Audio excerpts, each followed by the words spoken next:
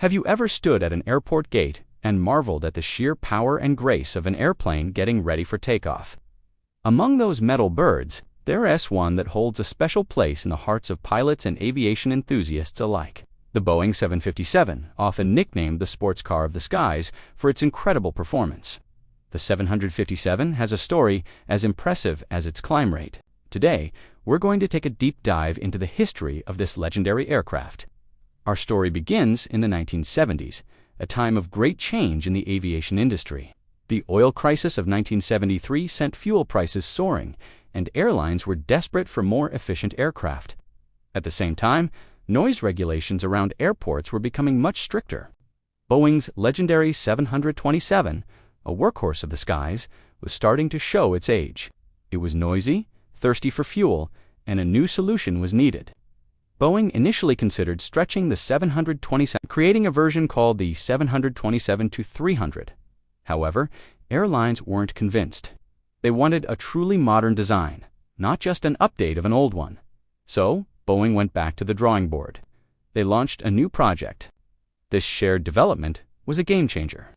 Both aircraft were given a revolutionary two-person glass cockpit, replacing the complex array of dials and gauges of older planes with digital screens.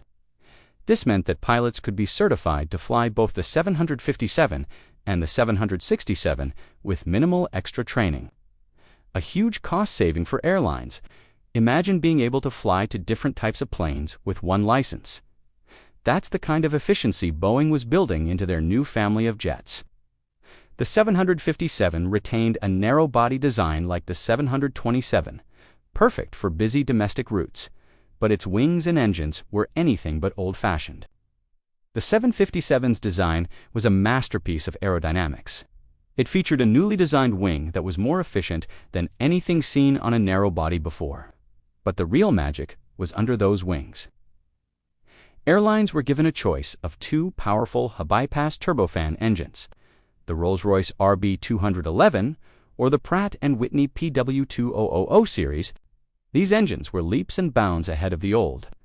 Loud engines on the 727, they were quieter, more powerful, and sipped fuel, offering up to a 50% improvement in fuel efficiency per seat compared to the aircraft it was replacing. On January 13, 1982, the first Boeing 757 rolled out of the factory in Renton, Washington. It was a proud moment for Boeing and a sign of a new era in air travel. Just over a month later, on February 19th, the 757 took to the skies for its maiden flight. The test pilots were astounded by its performance. The plane had so much power that it could climb like a rocket. This incredible power-to-weight ratio would become its defining characteristic, earning it that sports car nickname. It could operate out of short runways, high-altitude airports, and challenging locations that other planes of its size couldn't handle. The first 757-200 was delivered to Eastern Airlines in late 1982 and entered service in January 1983. Soon, airlines around the world, like British Airways, Delta, and American Airlines, were placing orders. The 757 quickly became a favorite for high-density domestic routes, like cross-country flights in the United States. Its versatility was unmatched. It was efficient enough for short hops, but also had the legs for transatlantic flights, opening up new point-to-point routes between smaller cities in the US and Europe. This was a new concept, allowing travelers to bypass crowded hubs. Boeing didn't just stop with the initial model. They developed several variants to meet different customer needs. The 757-200PF, or package freighter, was an all-cargo version that became a backbone for shipping giants like UPS and FedEx. If you've ordered a package overnight, there's a good chance it spent some time in the cargo hold of a 757 UPS. In particular, loved the 757 so much they became its largest operator. Then there was the 757-300, a stretched version of the aircraft. It was the longest single-aisle twin-jet ever built, capable of carrying up to 295 passengers in a hit-and-steady layout. While it didn't sell in huge numbers, it found a niche with charter and leisure airlines like Condor.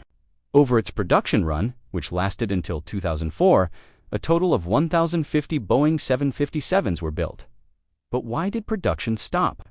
By the early 2000s, the market was changing again. Boeing's own 737 next-generation models, particularly the 737-900RA, started to offer similar capacity with even better operating economics and a more modern design. The rise of Airbus's A321 also provided stiff competition. Essentially, the 757 became a victim of its own family's success and a changing aviation landscape. The final 757, a -200 model, was delivered to Shanghai Airlines on November 28, 2005, marking the end of an era. But the story doesn't end there. Even today, nearly 2 decades after the last one was built, hundreds of 757s are still flying. Many passenger airlines like Delta and United continue to operate them, especially on routes where their unique performance is needed. The cargo carriers, UPS, and FedEx, plan to fly their 757 fleets for many years to come, often retrofitting them with updated avionics and winglets to improve efficiency. The Boeing 757 is a true icon. It was born from a crisis, designed with ingenuity, and built for performance. It bridged the gap between the old analog era and the new digital age of aviation. For the pilots who fly it, it's a joy to handle. For the passengers who have flown on it, it's been a reliable and safe ride to countless destinations. And for the aviation world, it remains a benchmark for versatility and power. The sports car of the skies may no longer be in production, but its legacy continues to soar high.